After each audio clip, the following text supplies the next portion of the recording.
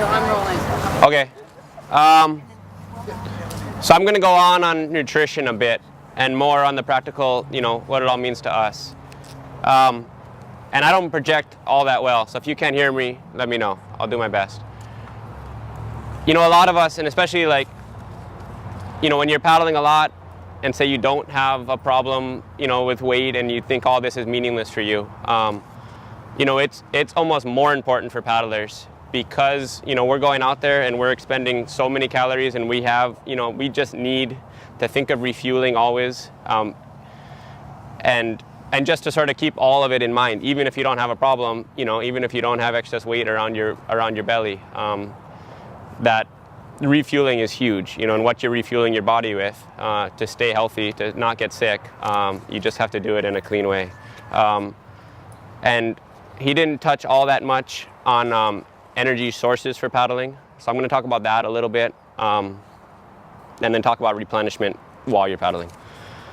So basically, and again, last time I talked about this, so if you've heard it again, I'm sorry. You've heard it last time. When you, and a lot of you probably already know this, you have stored muscle glycogen. So when you go out, if I was going to go and paddle up and down the river for 1 hour, I'm pretty much using carbohydrate that's been converted and stored in my muscles, right? So I'm fine on what I got for 1 hour. Up to 90 minutes, you're probably all right. On stored, you probably have 2,000 calories of stored muscle glycogen. As soon as you start going over that, you're basically running out of storage. So you're going to start using fat, and you can only use fat at much lower intensities. So what happens like in a marathon, the reason a marathon is so hard is because almost everybody hits that wall at like mile 22. They're going right over what their stored muscle glycogen is, and then they're having to draw on fat. And then all of a sudden everything just gets super hard because your body doesn't want to run all that hard when you're running off fat. So two things about that. One is refueling when you're out there is critical because then you can take in some carbohydrate to boost that. To last, guys will do 24-hour races. And also training, that you can train your body to be more efficient and you can train your body to work off fat at a higher intensity. So, sorry. All of my notes are on my phone, so I'm going to have to refer to my phone often. It's not because I'm looking things up on the internet. It's because my printer didn't work, so I had to do it on my phone. But, and I just want to make sure I go through everything, and I'll say it as quickly as I can. But basically, I'm going to talk about the training part after and how you can train your body to metabolize fat better. Right now it's just the replenishment portion. And if you guys ever have questions, please ask. You can just raise your hand right in the middle and ask it. But basically, you can go out and you're going to burn, if you're going really hard, you can burn something like 900 calories an hour. But you can only take in a third of that. And that goes for your sodium expenditure and your water. So you can burn up to like 3 liters an hour of liquid. As you're burning energy and as that glycogen is getting converted to energy, water is a byproduct of that. So you end up sweating it out. So you're literally just oozing water out your pores. But for all of that, you can only take in 1/3. And it's super important to remember that you're not going to come close to matching what you're expending. And that's for carbohydrate, for sodium and electrolytes, and for water. So just some key numbers to think about. And it's going to vary for everybody, but basically the maximum calories that you can take in per hour while you're exercising is about 280, which is probably less than most of us do. 280 calories, would be maybe 1 hammer gel packet and drinking 15 ounces of heat an hour. And that's it, no Cliff Bars or anything. I think a Cliff Bar itself has something like 220 calories in it. So if you're eating a Cliff Bar every hour in the Molokai race and drinking and taking you're way over. And what's going to happen, your body just can't process it. It's going to sit in your gut and you're going to have issues.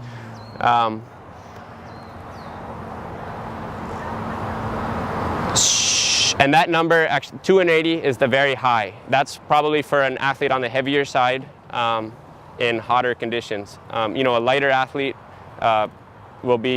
you can be at like 150 calories. And it's way better to underestimate that than to overestimate it.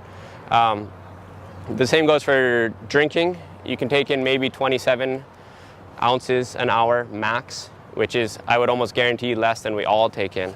And same thing, if you take in too much, it's just going to sit in your gut waiting for your body, you know, and you won't be able to take it in. I'm sorry.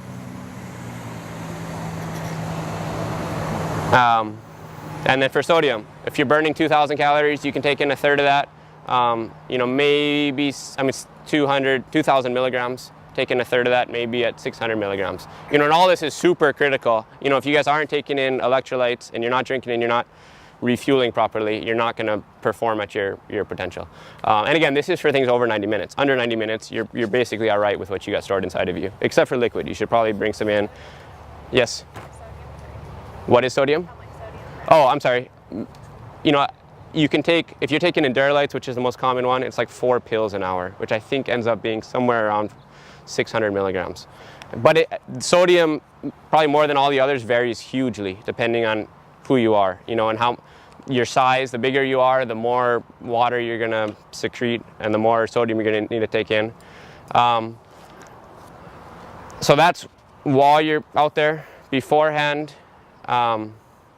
you do have your body has the ability to store, you know, you can carbo load, which we all know and love, where your body's going to sort of super store maybe more than 2,000 calories of stored glycogen, which is going to boost you a little bit.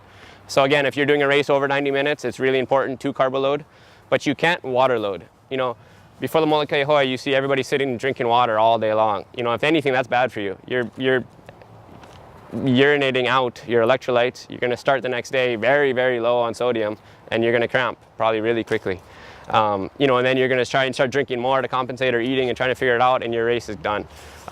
So you can't store water. You know, when you are when you are carbo loading, every, I think, gram of carbohydrate needs 3 grams of water. So you are going to gain some weight and take in a little bit of extra water, but it's minimal. You know, you're not going to sit there drinking water all day long and expect to store that water. So you're only going to drink a little bit more to stay hydrated, to be able to store those extra calories, and that's it. So and the only reason I'm pushing hard on these is because I feel like it's something that almost everybody does wrong. You know, there's almost not a person out there who's doesn't have a water bottle in their hand all day long before the race. So just think about, you know, you want to stay hydrated, but overhydration is a bigger issue. Yes? So how much per pound or weight, you know, would you recommend in water the day before a big race like that? They have, you can go online and find some equations, and I didn't, you know, basically I just do it so that my urine would have a slight yellow color to it. You know, like if you can be borderline clear to yellow, you know, strong yellow would be bad. Totally clear and urinating every 40 minutes is terrible. I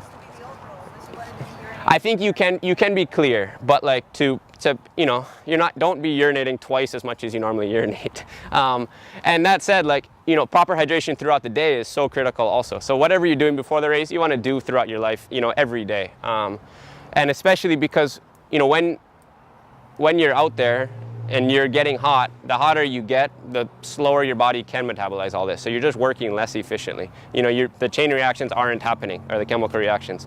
So it's really, really, really important to cool yourself with cold water, you know, and splashing yourself as much as possible, all of that. So that is before, during, and after. So if you finish a 90-minute workout, so basically you have 0 stored calories left. If you don't immediately try and replenish that, you're going to go and work out the next day, you know, with maybe 1,000 stored calories. You know, so maybe you got 45 minutes before you end up bonking. So it's super, super, super critical. And especially, you know, we're going to get into training, and when you're doing a high training volume or load and you're paddling 2 hours, 2 days in a row, which you should be doing many days, that you have to think about refueling right after. If you don't refuel right after, your body just doesn't take it in the same way. It's like 5 times more efficient taking it in if you're doing it within half an hour. You know, I think you have an hour window, but that first half hour is so critical. And what you want to take in would be, and my thought always is, if you're doing long, hard things, you know, you want to take in a lot of carbohydrate, maybe a little bit of protein. The more intensity you're getting, the more protein you're going to want to take in. They say 4-to-1 carbohydrate to protein as a rule. So, but all of those energy drinks, or all those recovery drinks, are going to have it, you know, already mixed.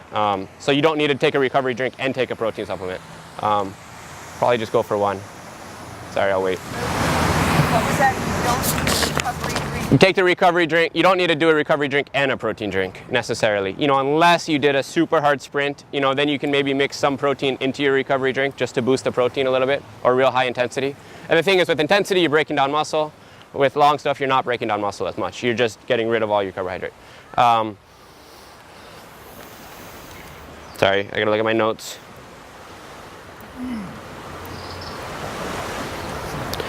Two other good things to know. One, when you go over 90 minutes, you're also gonna start using some protein. Something like 10 to 15% of your energy is gonna come from protein. So if you're not taking that protein in, the only way for your body to get that protein is to leach it from your muscles. So you're taking protein out of your muscles, which means you're not gonna recover nearly as well, you know, and it's actually damaging to your body. So over 90 minutes, you wanna be drinking something with some protein in it. You know, and it's not a lot, 10 to 15% isn't that much, but just something so you're not leaching it from your muscles. The other thing is, you have 100,000 stored calories of fat, or the average person does. Probably most of us, like my dad was saying, probably have a lot more than that nowadays. But you know, with 100,000 calories, you can run without any supplements from LA to Seattle, or LA to San Francisco, supposedly, which is like 800 miles. So you have a ton of stored energy in you. But again, your high, you know, it's like your premium fuel is going to be carbohydrate. That stored fat is going to be very low intensity fuel. So any questions on that? Any products you recommend Yeah. taking during racing, like over 90 minutes? She asked if there was any products in particular to recommend. You know, along with what my dad was saying, Hammer Nutrition, they are very, very, very anti-simple sugars for two reasons. One, because they say it's boosting your insulin, the same as he was saying. And two, they say you can't digest simple sugars the same as you can a complex carbohydrate. So it's like 6 to 8%, I don't know what, osmolality in your stomach. So basically, you can take in complex carbohydrates way more than you can simple. And I think the only drinks out there that are purely complex are going to be Hammer Nutrition products. So I'm a huge proponent of Hammer. Heed is unreal for under 90 minutes because Heed is going to have a complete electrolyte profile. You don't have to think about supplementing with electrolytes. It's going to have basically everything you need for under 90 minutes. When you go over 90 minutes, it gets a lot more complicated. If you take Perpetuum or Sustained Energy, and I don't mean to push one particular product, there's a ton of good things out there, but those ones are going to have protein in them, but they're not going to have the electrolytes because they want you, you know, it's so personalized that you need a supplement with your own electrolytes. So if you're doing the multi solo and you're racing 4 hours, you know, you can start with Heed, you know, which is great for that first, you know, hour and a half, and then move into Perpetuum. But you have to understand that when you move into Perpetuum, you have to take electrolytes. And again, you got to do it all in training to figure out what you need. And as some general rules, I feel like if you get dizzy, most likely you're getting dehydrated, or you probably almost definitely are getting dehydrated. If you start to get stomach cramps, you're probably taking in too much. And if you start to, you know, get unusual fatigue, you're running out of muscle glycogen, which means maybe you're not taking in enough. So all of those, you know, and if you cramp, you're probably not taking enough electrolytes in, or you drank too much the day before. You know, and all of those are pretty simple things to diagnose. The worst of them is cramping, because it's the hardest one, or like stomach issues, because they're the hardest to get rid of. Another thing with any Hammer products, if you try and take that, you know, you can't just take that and mix it with some Gatorade, you know, and think, oh, I'm gonna get double the energy from this. It doesn't work like that. Again, it's gonna be too much for your stomach to handle, and you won't be burning the calories per hour, and it won't even just be able to separate that really, and you're gonna almost guaranteed cramping. So you can't even, they say, not to take any simple sugars while you're on Hammer products. You know, don't even try and eat a Snickers bar, because you'll end up cramping. And maybe that's a reason they want you to buy all of their stuff, which worked on me. So those are good fueling. But again, some simple stuff might work for some other people. And again, 90 minutes and under, you can do you can drink Gatorade. The water loss, you should have some water loss after. You know, if you're basically the same weight or more when you finish, you know, you were probably drinking too much. You know, but like a 1% weight loss would be all right. You know, as soon as you start getting over that, you're having issues. I think like a 6% weight loss is, you have severe health issues from it or death. And the same as the other direction. If you have a 6% weight gain, you drank way too much and you can have major issues. I said it last time, but they say in a marathon, something like the top 1% all finish weighing less than they started. The back 99% all finish weighing more, meaning the guys in the back were drinking too much. I'll say, unless it's, real quick, as far as other specific products, the only other thing that I use is caffeine. And they say caffeine helps you metabolize fat at higher rates or better. So I'll be metabolizing fat throughout a whole race at a higher rate than I could normally, which means, for a long race that you're gonna have more energy. I actually have since read that there's no proof that you're actually metabolizing the fat better, but it's tricking your mind into thinking you are. There's something going on with fat metabolism. But regardless, it's one of the few things out there that has been proven in numerous studies to work. Yeah. So how do you get you to metabolize fat better? I'm going to say it during training, because it's the training. That's easy. But anyway, as far as the caffeine goes, I took like 800 milligrams before, which is like 16 cups of coffee for a while. But now I think like 300 milligrams. Or 400 maybe, or even 200 is probably fine. But just get something in you. But again, to practice with it, obviously. How are you taking it in? Caffeine pills, yeah. And you're supposed to do it 3 hours before. You're not doing it for the amp. You take it 3 hours before, so you're gonna come up and you're gonna start leveling out.